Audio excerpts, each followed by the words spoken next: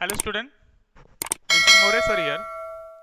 Today we are going to learn about our second part of the lesson Big Data Big Insight. ठीक आहे. याच्या पूर्वीच्या भागात साधारणतः आपण जो आहे what is big data then ice breakers activity जे आहे ते आपण बघितलेलं आहे. आज आपण पार्ट 2 जो आहे तो बिग डेटा बिग इन्साईटचा बघणार आहोत. So let's see on page number 36. Uses of big data. Next topic जो आहे तो आपल्याला बघायचा आहे की जे काही युजेस आहे म्हणजे बिग डेटाचे काय उपयोग आहे ते आपल्याला बघायचे बघा. First, location tracking. म्हणजे जे काही आपल्याला एखाद्या प्लेसचं लोकेशन ट्रॅक करावं लागतं, एखादा जो काही स्थळ असेल ठिकाण असेल त्याचं आपल्याला लोकेशन घ्यावं लागतं. तो पहिलं यूज दिला बघा. Big data has been useful in identifying and tracking the exact location of a place. काय सांगितलंय, बिग डेटा जो आहे तो खूप महत्त्वपूर्ण किंवा आपल्यासाठी उपयोगी आहे. कशासाठी सांगितलं, आयडेंटिफाईंग अँड ट्रॅकिंग. म्हणजे एखादं जे काही ठिकाण आहे त्याची माहिती जाणून घेणं किंवा त्याचा मागोवा घेणं यासाठी सगळ्यात महत्त्वपूर्ण जो आहे तो आपल्याला बिग डेटा जो आहे तो महत्त्वपूर्ण किंवा उपयोगी ठरतो. Your GPS and Google maps make use of big data. आपल्याकडे बघा मोबाईलमध्ये GPS सिस्टीम असते, इवन आपल्याकडे गुगल मॅप्स पण आपण बघतो. हे जे काही आहे हे काय करत असतं, एखादं जे काही प्लेस असेल त्याचं जे काही ट्रॅकिंग जे असतं किंवा त्यातलं जे काही लोकेशन जे असतं ते काय केलं जातं, बिग डेटा थ्रू जे आहे ते काय केलं जातं, दाखवलं जातं. With geographic positioning and a radio frequency identification sensors, we get the real time data about traffic, then congestions on a particular route, information if the route is closed or if it is a one way route. आता साधारणतः सांगितलं की जे काही आपल्याकडं geographic positioning आहे किंवा जे काही रेडिओ फ्रिक्वेन्सी जे आहे याच्या आधारे सांगितलंय की जे काही सेन्सर जे असतात यूज केलेले याच्यामध्ये त्याच्या आधारे सांगितलं आपण एखादं जे काही प्लेस असेल तिथलं आपण काय सांगितलं, real time data about traffic. म्हणजे आपल्याला खरी जी काही माहिती जी आहे ठीक आहे ती अवेलेबल होती. एखादा प्लेस असेल की त्या एरियामधलं जे काही ट्रॅफिक असेल असं म्हटलंय किंवा कंजेशन म्हटलंय. कंजेशन ओके, कंजेशन्स म्हणजे एकदम अतिदाट वस्ती किंवा अतिदाट ट्रॅफिक असेल म्हणजे कुठल्या रूटला जास्त ट्रॅफिक आहे. त्याच्यानंतर सांगितलंय की कुठला रूट जो आहे ठीक आहे तो बंद आहे, क्लोज आहे असं म्हटलंय. इवन सांगितलंय की कुठला रूट वन वे आहे. या सगळ्याची माहिती जी आहे ती काय करते, आपल्याला बिग डेटा थ्रू काय होत असते, मिळत असते. ठीक आहे. अजून पुढे सांगितलं बघा, understanding accident prone areas etcetera. जे काही ॲक्सिडेंट प्रोन एरियाज जे आहे की ज्याच्यामध्ये अपघात आपण त्याला म्हणतो अपघात प्रवण क्षेत्र वगैरे असतं ते बघा, हे तिथं अपघात घडू शकतात. सो अशा एरियाची देखील काय होते, आपल्याला माहिती जी आहे ती काय होते ह्या बिग डेटा थ्रू होत असते. ठीक आहे. You can plan your own route according to the travel time and transportation of goods. म्हणजे जे काही वाहतूक असेल किंवा जे काही ट्रॅव्हल टाईम जो असेल ठीक आहे. सो हे जे काही लोकेशन कळल्यानंतर तुम्ही काय करू शकता, तुमचा जो काही स्वतःचा जो काही रूट जो आहे तुम्ही काय करू शकता, तो प्लॅन करू शकता. त्याचा आराखडा जो आहे तुम्ही ठरवू शकता. म्हणजे आपल्याला एक्झॅक्ट कुठल्या मार्गाने जायचं ते. ठीक आहे. If you have ordered something online, you can track the location of your goods in transit. आणि त्यांनी सांगितलं बघा, जर आपण आता बऱ्याच वेळेस आपण काय करतो, ऑनलाईन खरेदी करत असतो. तुम्ही बघितलं असेल अमेझॉन सारख्या जे काही वेबसाईट जे आहे तिथनं आपण काय करतो, ऑनलाईन शॉपिंग वगैरे करत असतो. सो त्याच्यावरती जर आपण जर शॉपिंग केली असेल तर आपल्याला काय होतं, लगेच आपली जी काही ऑर्डर जी आहे त्याची जे काही माहिती जी आहे इन्फॉर्मेशन आपल्याला काय होती बघायला मिळते. त्याची ऑर्डर जी आहे ती बघायला मिळते. शिपिंग झालं त्याच्यानंतर कुठल्या एरियात आहे, म्हणजे काय की एक्झॅक्ट लोकेशन जे आहे ते आपल्या गुड्सचं जे आहे ते आपल्याला काय होऊ शकतं, ह्या बिग डेटाच्या माध्यमातून मिळू शकतं. ठीक आहे. ट्रान्सिट म्हटलंय, ट्रान्सिटचा मीन आहे वाहतूक. म्हणजे त्याची वाहतूक जी आहे ते कुठल्या मार्गाने किंवा कुठपर्यंत ते आलेलं आहे याची माहिती जी आहे ती काय होऊ शकते, आपल्याला ह्या बिग डेटा साहाय्याने जे आहे ते काय होऊ शकते, मिळू शकते. ठीक आहे. नेक्स्ट बघा, you can also track the condition of the goods. जे काही गुड्स किंवा जे काही गुड्स आहे, जे काही सामान असेल वस्तू असेल त्याची कंडिशन पण तुम्ही काय करू शकतात, इवन जे काही लोकेशन ट्रॅकिंग थ्रू जे आहे बिग डेटाच्या माध्यमातून करू शकतात. This has immensely help the logistic companies to reduce risk in transport, improve speed and reliability in delivery. आणि हे ज्या काही कंपन्या ज्या असतात त्यांना पण काय झालं की ह्या बिग डेटाचा जो आहे तो काय मोठ्या प्रमाणात फायदा झालेला आहे किंवा मोठ्या प्रमाणात उपयोग झालेला आहे, की ज्यामुळे काय झालं की त्यांच्या ज्या काही रिस्क ज्या आहेत, जोखीम ज्या आहेत त्या कमी झालेल्या आहेत. कशामधल्या? ट्रान्सपोर्टेशनच्या. म्हणजे काय ट्रान्सपोर्टेशनच्या त्यांच्या रिस्क ज्या असतील त्या कमी झालेल्या. इव्हन त्या कंपनीचं जे काही स्पीड जे आहे, म्हणजे जी काही गती जी आहे ती वाढलेली आहे, म्हणजे जास्त गतीने किंवा लवकर काय होतं ती डिलिव्हरी होत असते.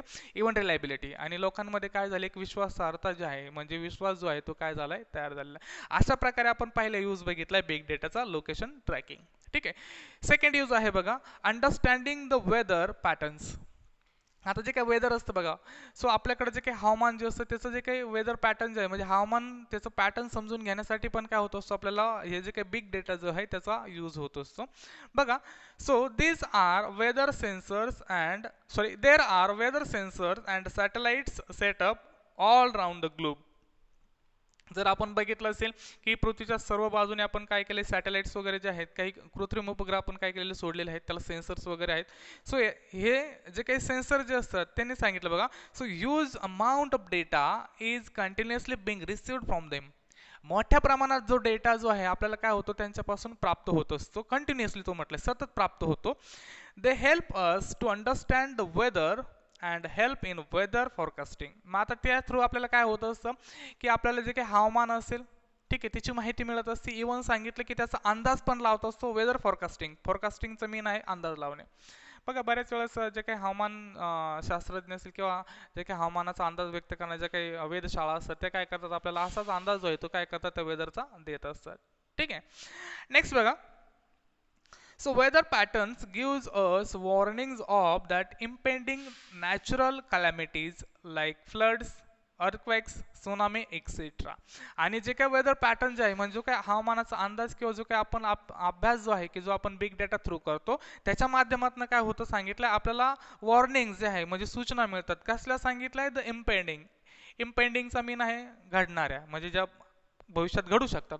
सो जे काही घडणाऱ्या घटना आहे, नॅचरल कॅलॅमिटीज म्हटलंय, कॅलॅमिटीज आपत्ती, म्हणजे जे काही आपत्ती घडू शकतात त्याचा आपल्याला काय होत असतो एक अंदाज जो आहे तो काय होतो ह्या वेदर पॅटर्नच्या माध्यमातून आपल्याला मिळत असतो. म्हणजे फ्लड्स असेल, म्हणजे पूर असतील, महापूर असतील किंवा भूकंप असेल किंवा सुनामी असेल, ह्या ज्या काही नॅचरल कॅलॅमिटीज आहे त्याचा अंदाज जो आहे किंवा आगाऊ इन्फॉर्मेशन काय होत असते आपल्याला मिळत असते. ठीक आहे.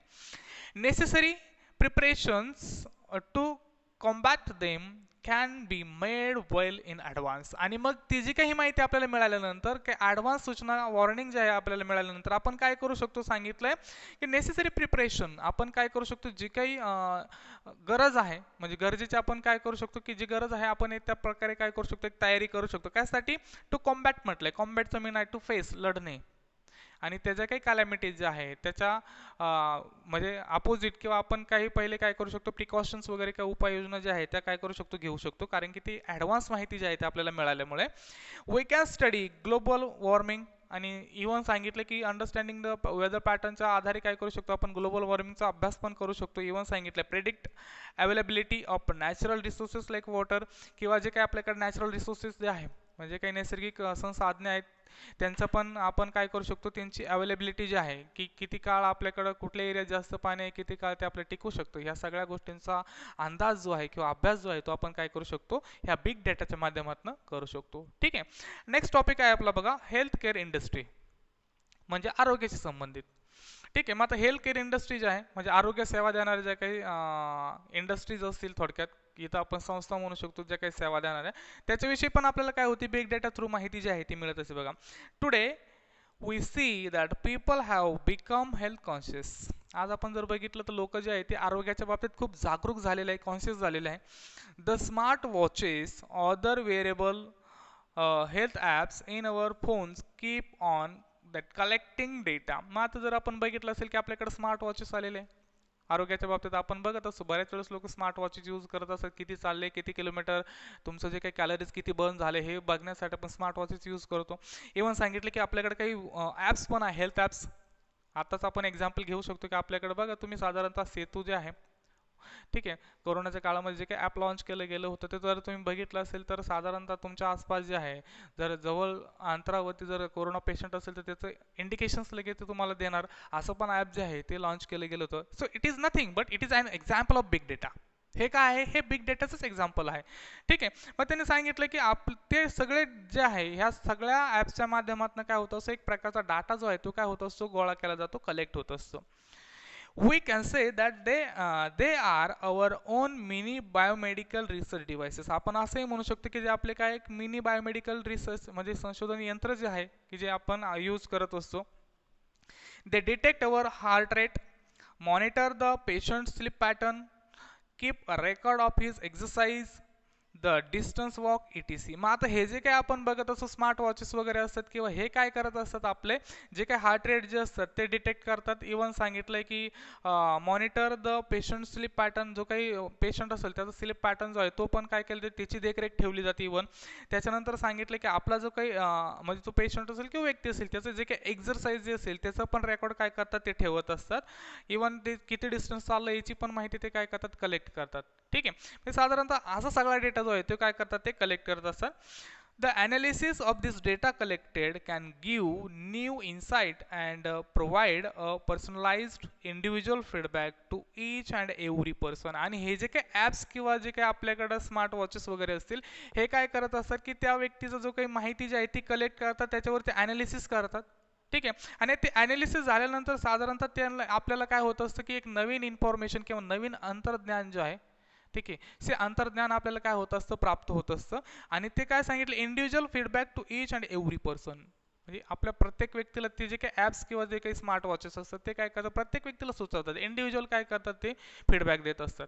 ठीक आहे. म्हणजे साधारणतः आपण एक्झाम्पल घेऊ शकतो. जर तुम्ही स्मार्ट वॉचेसमध्ये बघितलं असेल, साधारण तुम्हाला किती डिस्टन्स चाललं ते तुम्हाला फीडबॅक देत असतं, किती कॅलरीज बर्न झाले ते दाखवत असतं. ठीक आहे. सो अशा प्रकारे जो काही बिग डेटा जो आहे तो आपल्याला काय असतो, युजफुल असतो. नेक्स्ट बघा, nowadays we have gadgets to monitor blood sugar, blood pressure etcetera. आज आपण बघितलं तर आपल्याकडे वेगवेगळे गॅजेट्स आहे. गॅजेट्स म्हणजे काय, उपकरणे. म्हणजे आपल्याकडे ब्लड प्रेशर किंवा ब्लड शुगर जे आहे ते मोजण्याचे आपल्याकडे काय आज उपकरणे आहेत.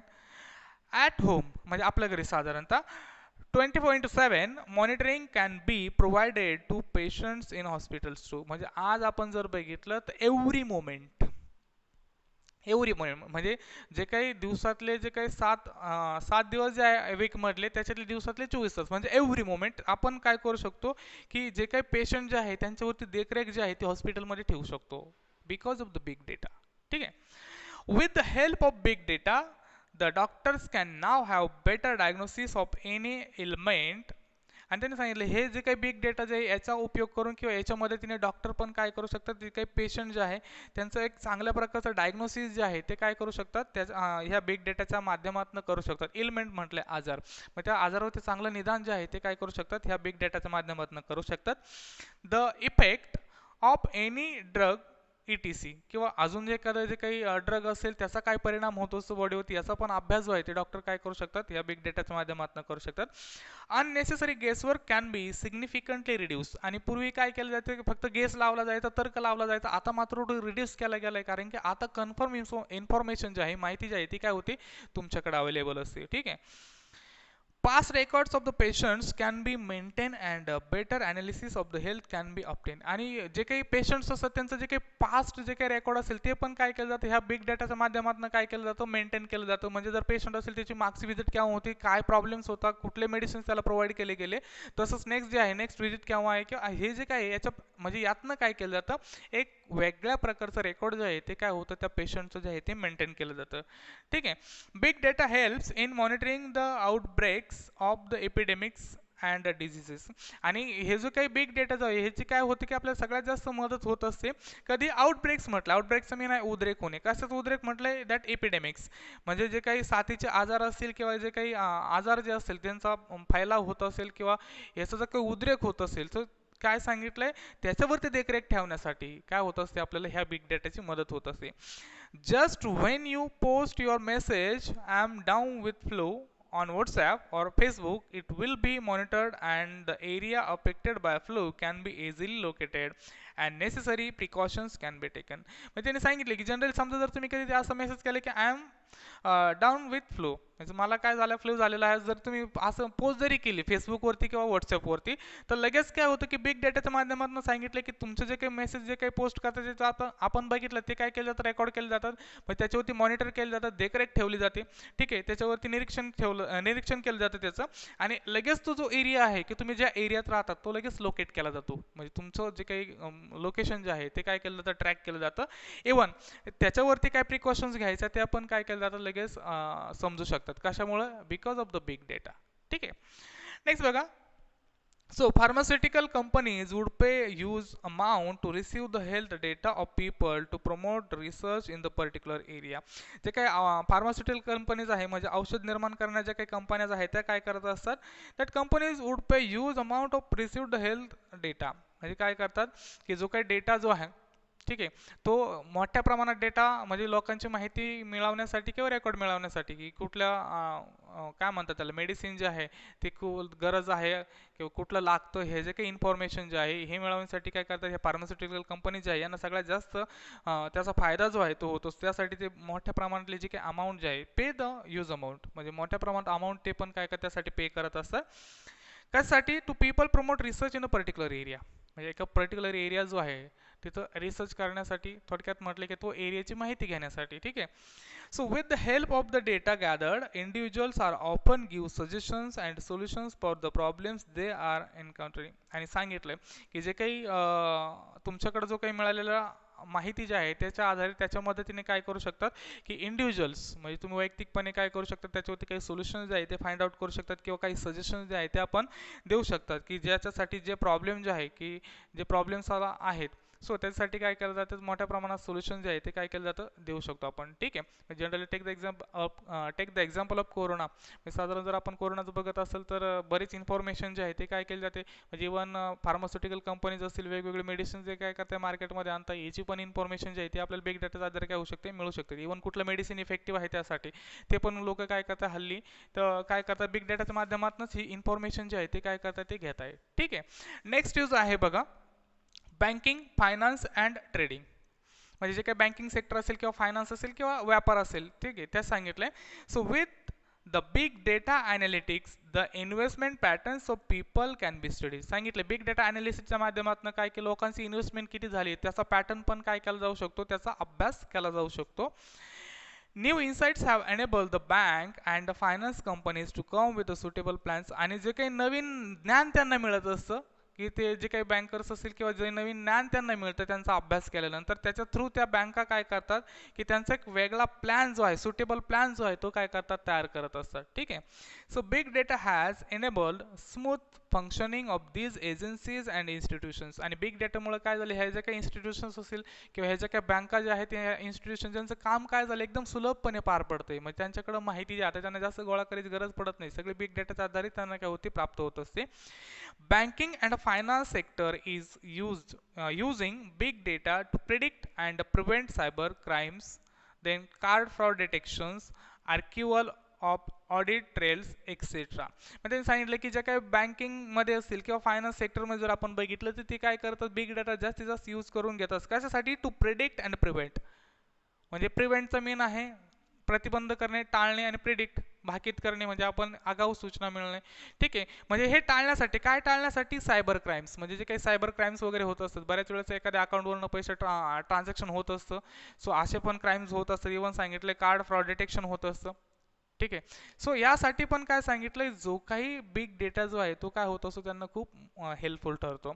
By analyzing the past data of their customers and the data on previous brute force attacks, bank can predict future attempts. आणि त्यांनी सांगितलंय जो काही अनालायझिंग म्हणजे जे काही विश्लेषण किंवा त्याचा स्टडी केल्यानंतर साधारणतः सांगितलंय की जो काही त्याचा 5 भूतकाळातील डेटा जो आहे त्या एखाद्या कस्टमरचा, इव्हन सांगितलं data on the previous brute force attack, किंवा जो काही मागचा ब्रूट फोर्स अटॅक म्हटलंय बघा, cyber attack that release on guessing all possible combinations of a targeted password until the right one is found.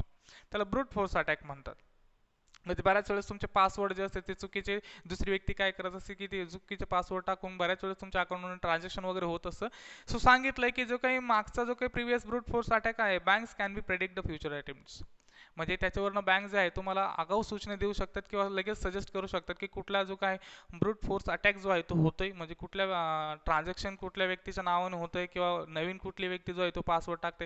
ह्या बऱ्याच गोष्टी ज्या आहेत त्या काय होतात because of the big data, तुम्हाला समजतं. So big data only helps in sorry big data not only helps in predicting cyber crimes but also helps in handling issues related to missed transactions and failures in net banking. म्हणजे big data फक्त आपल्याला काय करत नाही असं म्हटलं की फक्त सायबर क्राईम प्रेडिक्ट करण्यासाठी त्याचा उपयोग होतो असं नाही, तर अजून पण काय उपयोग सांगितलं की जे काही आपले अकाउंट जे असतात that handling issues related to miss transaction, म्हणजे आपले काय होतात कधी कधी मिस ट्रान्झॅक्शन होत असतात, इव्हन काय वेळेस ट्रान्झॅक्शन फेल होत असतं नेट बँकिंगमध्ये, याच्यासाठी पण आपल्याला बिग डेटा जो आहे तो काय आहे खूप महत्त्वपूर्ण किंवा उपयोगी आहे. ठीक आहे. It can even predict possible spikes on servers so that bank can manage transactions accordingly. Even सांगितलं की बऱ्याच वेळेस काय होत असतात की अटॅक जे आहे स्पाइक्स म्हटलं म्हणजे कधी कधी सर्व्हरवरती पण अटॅक होत असतात. सो त्यासाठी पण बिग डेटा जो आहे तो बँकिंग सेक्टरसाठी खूप गरजेचा आहे. त्याने सांगितलं ट्रान्झॅक्शनचं म्हटलं बघा, and exchange or transfer funds, म्हणजे बऱ्याच वेळेस आपल्याला सर्व्हर डाऊन वगैरे असे काहीतरी इश्यूज येत असतात. म्हणजे काय की ज्या वेळेस बिग डेटाच्या आधारे असं समजतं की कुठले तरी सर्व्हर जे आहे किंवा कुठले तरी वेबसाईट हॅक केली जाते, त्यावेळेस ते काय केलं जातं ऑटोमॅटिकली बिग डेटा साहाय्याने काय करू शकतो आपण ते बंद करू शकतो. ठीक आहे. So the securities exchange commission SEC is using big data to monitor financial markets for possible legal trades and suspicious activity. आता जे काही SEC आहे ते काय करतं की जो काही बिग डेटाचा वापर जो आहे तो कशासाठी केला जातो, मॉनिटरचं मेन आहे देखरेख करणे. मग जे काही फायनान्शियल मार्केट जे असेल त्याचं जे काही लिगल ट्रेड्स असेल व्यापार जो असेल ते फायनान्शियल मार्केट याच्यावरती देखरेख ठेवण्यासाठी जे SEC आहे ते काय करतं बिग डेटाचा वापर करत असतं. आणि जे काही सस्पिशियस ॲक्टिव्हिटी जे आहेत म्हणजे जे काही संशयित वाटणं जे काही कृती आहे त्याच्यावरती पण काय केलं जातं देखरेख ठेवली जाते. The SEC means Securities Exchange Commission is using network analytics and natural language processor to identify possible frauds in the financial markets. मग ते काय करतात जे काही नेटवर्क ॲनालिटिक्स असेल किंवा नॅचरल लँग्वेज प्रोसेसर जे असेल यांचा वापर करून काय करतात की जे काही फ्रॉड्स जे होत आहे, ठीक आहे, जे फायनान्शियल मार्केट्समध्ये ते काय करतात ते फाइंड आउट करण्याचं किंवा डिटेक्ट करण्यासाठी किंवा ओळखण्यासाठी आयडेंटिफाय करण्यासाठी काय करतात बिग डेटाचा यूज करत असतात. ठीक आहे. देन नेक्स्ट वन आहे बघा, higher frequency trading HFT is an area where big data finds a lot of use today. आज सगळ्यात जास्त यूज जो आहे तो हाय फ्रिक्वेन्सी ट्रेडिंगमध्ये काय केला जातो बिग डेटाचा केला जातो. Here big data algorithms are use to make trading detections. त्यांनी सांगितलं की आज काय केलं जो काही बिग डेटा जो आहे तो काय केला जातो एक संख्याशास्त्र थोडक्यात म्हणजे मोजण्यासाठी म्हटलंय. That is a process of set of rules to be followed in the calculation specially by the computer. त्याला अल्गोरिदम्स म्हणजे जे काही कॅल्क्युलेशन कम्प्युटरमध्ये केलं जातं. So big data algorithms are use to make the trading decisions. म्हणजे काही कम्प्युटरमध्ये जे काही कॅल्क्युलेशन सेव्ह केलं असेल किंवा जे काही इन्फॉर्मेशन प्रोव्हाइड केली असेल त्याच्या थ्रूच काय केलं जातं कॅल्क्युलेशन केलं जातं इव्हन. ठीक आहे. आणि त्यासाठी सांगितलं की त्यावरनंच काय केलं जातं ज्या काही ट्रेडिंग डिसिजन जे आहेत त्या काय केल्या जातात घेतल्या जातात. Today the majority of equity trading now takes place via data algorithms that increasingly take into account signals from social media networks and new websites to make buy and sell decisions in split seconds. आणि त्यांनी सांगितलं की जे काही algorithm जे आहे म्हणजे for example काय काय आज आपण काय करत असतो त्यांनी सांगितलं की मोठ्या प्रमाणात ऑनलाईन शॉपिंग वगैरे करत असतो किंवा ऑनलाईन जे आहे बऱ्याच गोष्टी आपण करतो. मग जे काही आपल्या अकाउंटवरनं जे काही पैसे जे आहेत ते काय होतात मायनस वगैरे होतात. ठीक आहे. म्हणजे कधी आपल्या अकाउंटवरनं काय केलं डेबिटेड होतात कधी क्रेडिटेड होतात. हे जे आहे हे मात्र काय केलं जातं हे अल्गोरिदमिक असतं. ऑटोमॅटिकली काय होतं आपण जेवढे केले तेवढे काय होणार डेबिट होणार, जेवढे टाकले तेवढे क्रेडिट होणार. हे काय ती व्यक्ती जी आहे ती पर्टिक्युलर आपण टाकल्यानंतर प्रत्येक व्यक्ती जी आहे ती काय आपल्या अकाउंटचे पैसे जे आहे ते ॲड करत बसत नाही. सो हे जे काही आहे हे काय होतं विदिन फ्रॅक्शन ऑफ सेकंड्स. जर तुम्ही कधी ATM वरनं पैसे जर तुम्ही विड्रॉ केले असतील तर लगेच तुम्हाला इकडं पैसे ATM मशीन जे आहे ते बाहेर पडतात तिकडनं काय होतं मेसेज पडतो. So it is of algorithms. म्हणजे हे सगळं जे काही कॅल्क्युलेशन जे असतं ते काय केलं जातं ह्या बिग डेटाच्या माध्यमातूनच केलं जातं. सो अशा प्रकारे बँकिंग आणि फायनान्स सेक्टरमध्ये पण काय होत असतो आपल्याला बिग डेटाचा यूज होत असतो. ठीक आहे. अजून पण काही बिग डेटाचे युजेस आहेत पण ते आपण पुढच्या पार्टमध्ये बघणार आहोत. साधारणतः आपण 4च युजेस जे आहे पार्ट सेकंडमध्ये बघणार आहोत. सो इथपर्यंतचं जर पार्ट कोणाला समजलं नसेल किंवा काही अडचणी असतील तर तुम्ही मला त्या कमेंट बॉक्समध्ये विचारू शकता. ठीक आहे. थँक्यू.